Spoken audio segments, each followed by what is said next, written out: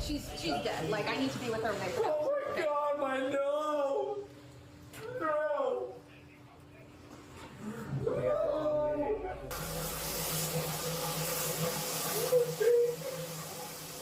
What you are looking at is 37-year-old Christopher Scholtes realizing the gravity of his actions that led to the death of his 2-year-old daughter, Parker Scholtes. Hours earlier, he decided to leave his daughter in the car on a scorching hot day in Arizona because, according to him, when they arrived home, she was asleep in her car seat, claiming that Parker was asleep in the vehicle for no more than 45 minutes. Although detectives would obtain security footage from a nearby home, and they learned she was left there for far longer than he is saying, and the reasoning behind it is beyond me. With temperatures reaching 109 degrees Fahrenheit inside of the car that day, he should have known better. Yet leaving his children in the car was a common occurrence for Chris, and it seems his sick ways of parenting finally caught up with him.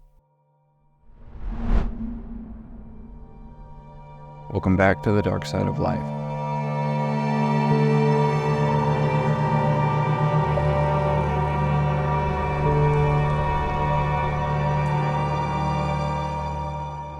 July 9th, 2024. 35-year-old Erica Scholtes, an anesthesiologist in Tucson, Arizona, arrived home from work around 4 p.m. expecting to greet her husband and their 3 children, ages 9, 5, and 2-year-old Parker. She and Chris had been married for some time, and after greeting her husband that afternoon, she quickly realizes that 2-year-old Parker isn't running up to her as she normally would, and she doesn't see her daughter anywhere. When she asks Chris, where's Parker? Chris seemingly remembers at that time that he left Parker in the vehicle when they arrived home earlier that day. Chris and Erica rush outside to their 2023 Acura MDMX to find that the vehicle is not running like Chris said it was, and their 2-year-old daughter is unresponsive in the back of the vehicle. Chris pulled his phone out and made a 911 call. What's going on? My baby was in the car. She's not responsive. Okay, hold on. I'm going to transfer you to medical dispatcher. Stay on the line. Oh my God, oh my God. And what are you reporting? She was in the car sleeping. She's unresponsive. Okay. And who is she? Please. Who My is she? daughter. My daughter. And this was out in the driveway? Yes. Is she still breathing? No, she's not breathing right now. Okay, we need to start CPR right now. Yes, we are. We're starting CPR, yes. The help is on the way to you. I need to hear CPR. I need them to count it out for me. 1, 2, 3, 1, 2, 4. 3. But my wife's a doctor. She's home. Okay. Oh my God. Oh my God.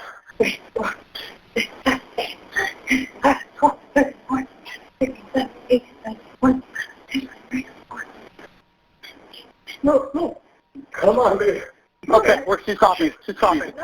That's me compressing. Oh, that's compressing. Oh my God, baby. CPR is still going on. Yeah, CPR is still going on. Okay. You're going to perform that until the units arrive and take over for you. Baby.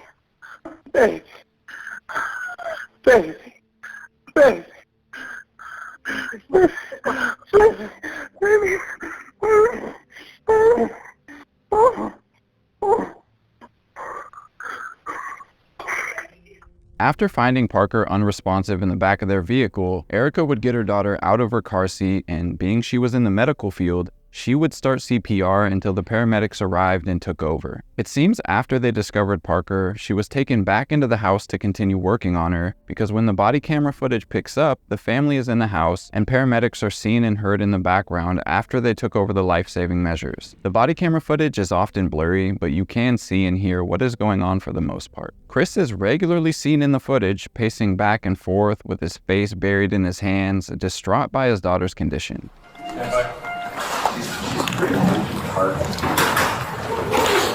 You have a wallet on you? A wallet? Yeah. Yeah, dude. Or it's on. You can say in here. Watch out. What's your first name? Chris. Chris? Yeah. Okay. Short for Christopher? Yes. Okay. CH? Yes.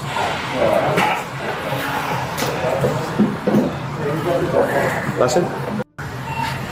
This is my worst nightmare. I have sciatica pain, so I can't be sitting down. Okay. Please, baby, please.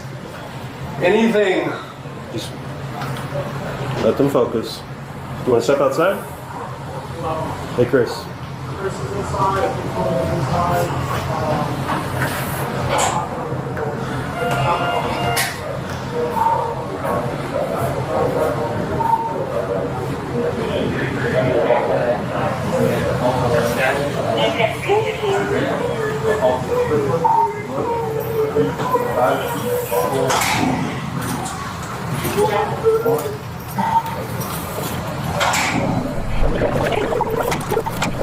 Anything?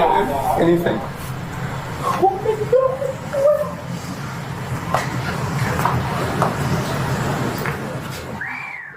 With nothing working and her being extremely overheated, Parker was rushed to the hospital. Erica would be escorted there to be with her daughter, and she can be heard saying that she knew Parker was dead before they even left the house. She's dead. Like, I need to be with her right now. Oh my God, my nose! No!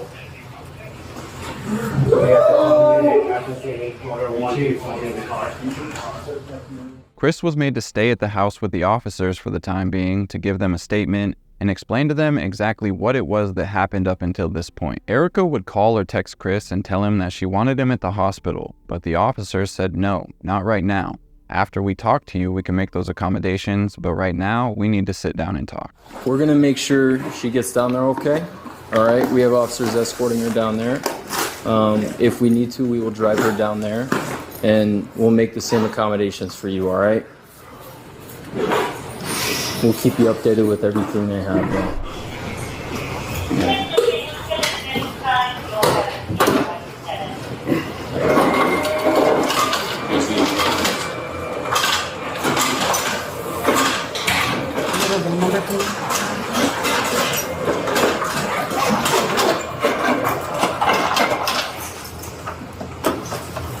Thank you.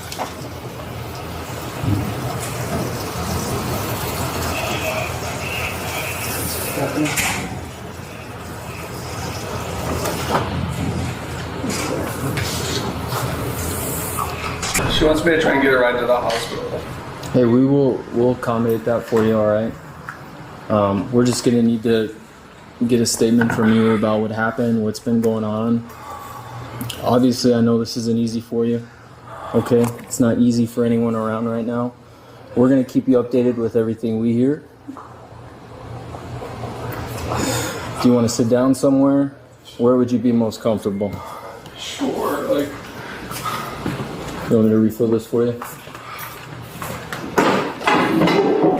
What happened today? We went to go back around and we we didn't stop moving. We just came home. My daughters were at Elevate with my friend next door. They got home about 2:45 or so, and then we've just been hanging out at home. She was sleeping in the car, and I had the car on. But it has a sensor where like every 30 minutes or so it'll turn off if you haven't moved. I swore she was in the house playing with her sisters like she always does. Just been right now, haven't been doing anything else really around the house. And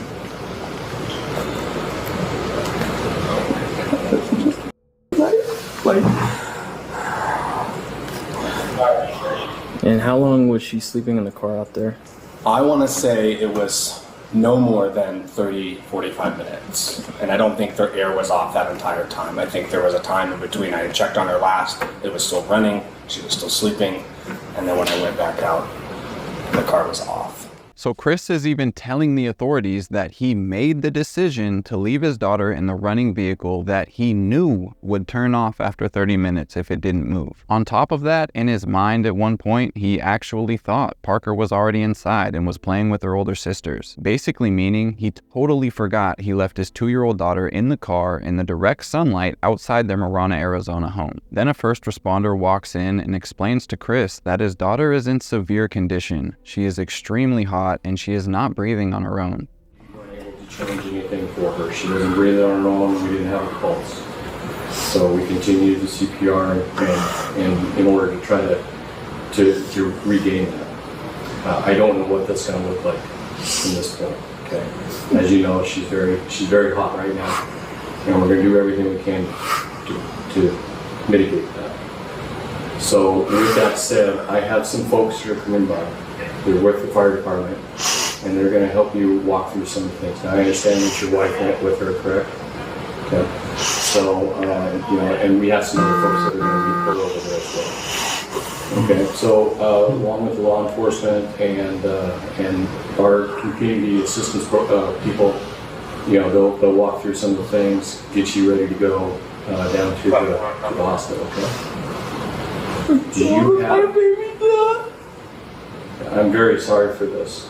This is not something we ever planned for.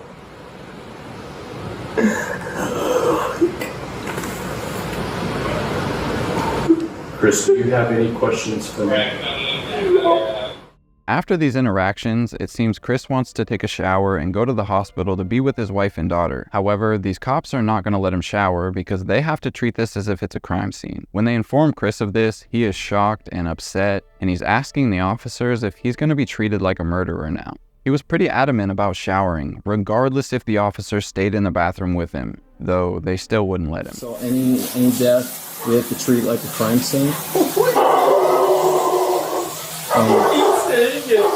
I know this is extremely difficult for you.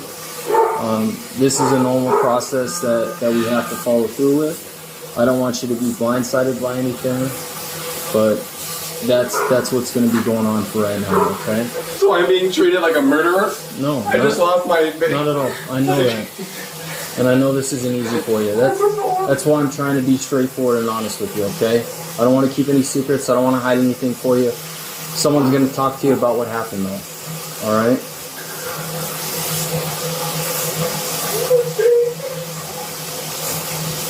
We will keep you updated with everything. My whole family, my whole family's going to be ruined. Would it be all right? So we can't let you do that right now. We have to stand by with you. Okay? As soon as you can, we will let you know. You can stay in the room if you want, but I'm going to talk. I know this isn't easy for you, but the quicker we get this done and finished up, the sooner you can be with your wife. All right? I'm trying to rinse off so I can go to the hospital to be with my wife. We're not going to shower or anything right now. You need to stand by with us. I don't understand why. Okay. He would then ask them, what is the delay? What's the hang-up? And they tell him they are waiting on their detectives to come further investigate, which throws Chris into another frenzy because he just wants to go to the hospital, even if they have to give him a ride. I'm not going to stand here and watch you shower. There'll be time for that, but it's not right now, okay? Not right now. Is that what the delay is? What's the delay? So we're waiting on some of our detectives to call right now. So we're just... For me. And they've been here since... Just to find out, like you said, to get a statement. Now, it might just be me, but had I, for any reason, unintentionally done the same thing, I would be beside myself. And the last thing I could think about is taking a shower or caring about anything other than if my daughter was going to survive my mistake. I just don't get it. Shortly after Erica and Parker rushed to the hospital, a text came through on Chris's cell phone. "I told you to stop leaving them in the car. How many times have I told you?" Chris quickly responded to his wife, "Babe, I'm sorry." With the temperatures inside of the vehicle reaching 108.9 degrees Fahrenheit, Parker was in critical condition by the time she was found and would sadly be pronounced dead shortly after arriving at the hospital. There was just nothing they could do for her. Erica would then text her husband again. "We have lost her. She was perfect." Now that Chris is fully aware his precious daughter had passed away, he responded to Erica saying, "Babe, our family, how could I do this? I killed our baby. This can't be real." It turns out Parker Scholtes passed away from environmental heat exposure due to the temperatures of the car being so high, and her manner of death was listed as accidental, which is interesting considering the charges that would later be brought against her father. During the investigation that followed, a lot of damning evidence would surface. His eldest daughters claimed that Chris would regularly leave them in the vehicle, running or not, for extended periods of time while he did various things. One of his daughters was questioned and told detectives that her father left her in the car 59 times, most likely meaning that she had just lost count because it happened so often. Authorities would then go to a neighboring home that had exterior cameras because it would allow them to see if Chris was even telling the truth about this situation. Because he is telling the officers that he arrived home around 2:45 p.m., and it wasn't until 4 p.m. that Erica arrived home from work and discovered that Parker was left in the car. Although the surveillance footage is showing Chris and Parker arrived home around 12:52 p.m., almost 2 hours prior to the time he is claiming, meaning that Parker was left in the car in the direct sunlight for well over 3 hours while her father was inside and had forgotten about her. According to his other daughters, he got distracted by his food, and after that, he got lost in his video games, which is beyond pathetic. Authorities would even confiscate that gaming console that he got distracted playing on as evidence. Following the death of his daughter and the start of the investigation, it was determined that there was enough evidence to arrest Chris Scholtes for the death of his daughter. When they knock on his front door days later and inform him he is being charged, he falls to his knees and begins to cry out, though his wife is right there to comfort him. Alright, so remember how I talked? Can we do this maybe out here so the kiddos don't have to hear? Here, one is sleeping and one's next door. So remember how we talked about the investigation and things that would transpire? Okay, and I told you I'm always gonna tell you guys the truth. There's no secrets here, right? So based off of our investigation at this point, right, we have determined that there's probable cause to go ahead and charge you for what happened. Okay. Let's come out here, Christopher. No. It's okay. It's okay. No. Okay. Here. So listen. No. Listen. Okay. This doesn't change This doesn't change what's going on. Okay. What happens at this point? It's simple. Okay. What happens at this point is you are going to be taken into custody.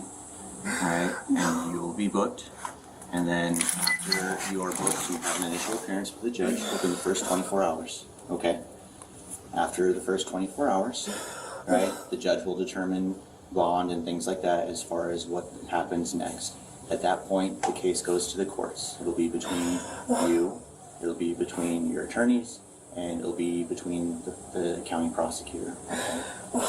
So, again, I can't change the consequences of what happened, all right?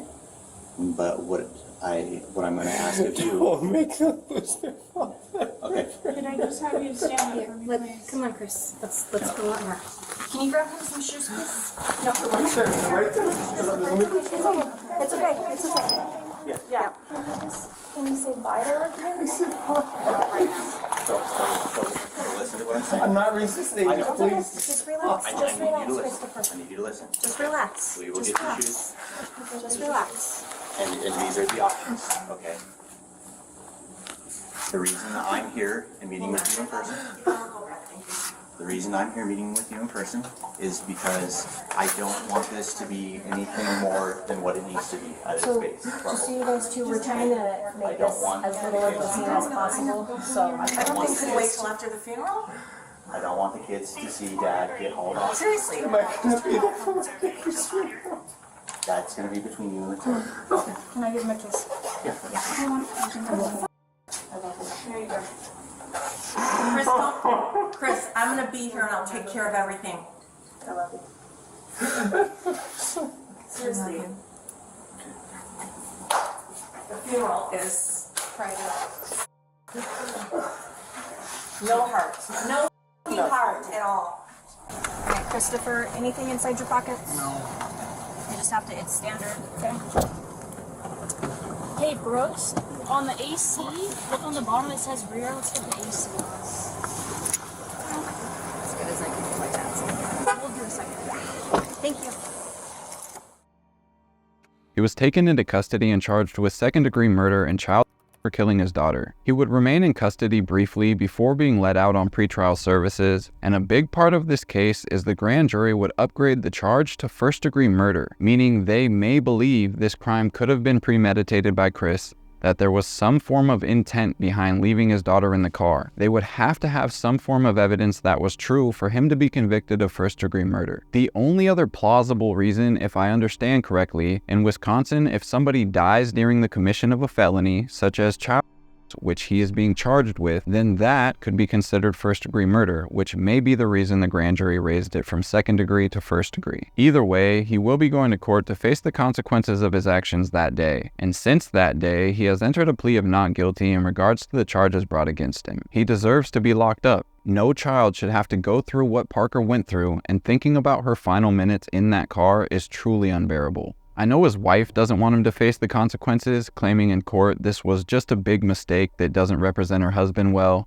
but I don't know about that. He left his 2-year-old girl to until the bitter end in the most painful and uncomfortable way imaginable while he was playing video games. On top of the fact that this is a reoccurring thing, I think it represents who he is. On a Wicked World's coverage of this case, which I highly recommend checking out and will leave linked in the description, one of the top comments really stuck out to me, and it read, "I'm a single father, and even if the weather was fine, what if my son woke up alone in the car, strapped in the seat, no idea where I am, no idea when I'll be back? Add in the 100+ degrees and it's like, what the f was he thinking? That's not even bad parenting, that's just straight up."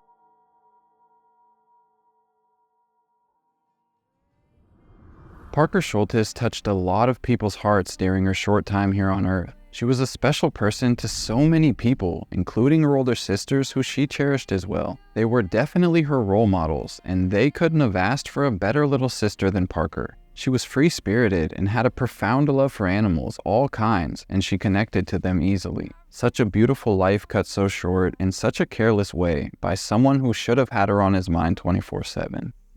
Parker, when I think about what you went through, I feel sick to my stomach, and it's hard to comprehend how things like this happen, especially to a precious 2-year-old girl who didn't deserve it. It's undeniable that your memory will live forever, and I promise I will never forget you. Rest in peace to Parker Scholtes. Fly high, girlie.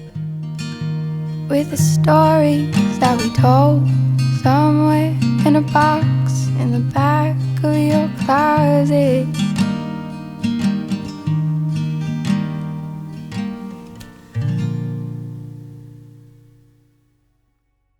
Alright guys, that's going to do it for today's video. If you made it to the end, go down to the comment section and let me know if there's any new cases that you would like me to cover.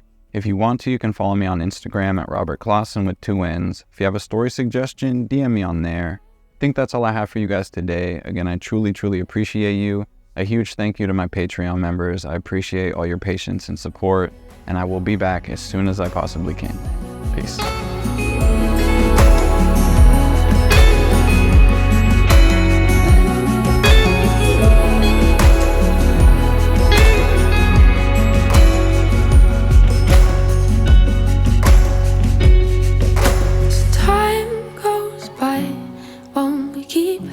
Round in circles, never letting go,